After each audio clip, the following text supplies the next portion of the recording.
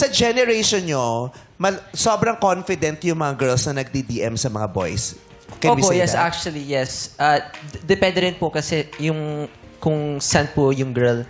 Kasi like example, like sa US po, yung mga girls dun po kasi super, independent and stuff like that. Parang carefree. So, sila po mismo like they take care of themselves pagkatapos they go to jobs and stuff like that. So, it's very different din po. Depende rin po sa babae. Yun ang kaibahan kasi naranasan niya Pinay at saka hindi Pinay Opo. Naging girlfriend. Yes po. Sino mas mahirap i-pursue? Mga Pinay o yung mga hindi Pinay? Siguro po yung mga...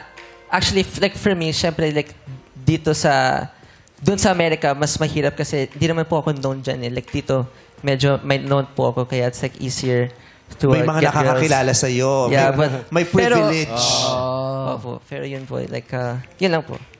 Pag doon kasi normal lang siya sa Amerika. Ano yan? Ang ingay kasi nila. Sila yung naririnig ko, hindi si Sam. Teka lang.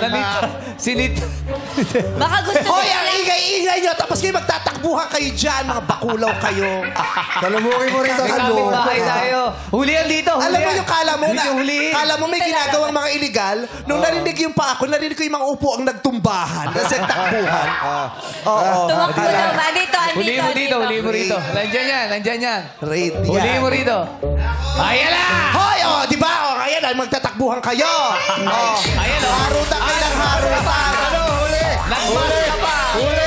Huli rito, huli! Ang iingay, hindi na lang manood ng tahimik. Nanonood lang naman ng Viva Max. Ang iingay pa. Anong part na ba? Hindi ko alam Pero yung pinapanood tahimik, sila yung maingay. Nakita ko Baka nawala na Nakita ko, may dinidm. Grabe tong mga to. Sabi nila, ganun na pala ngayon. Simulan na natin, pre.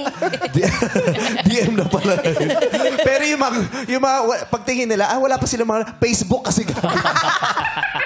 Facebook ng mga boomers. Anyway, so mas mahirap mag-pursue ng mga American girls kaysa sa... Madali mo si Brian! Sinundan nga nila yung kanina. Balak pa kayong masama dyan, ha?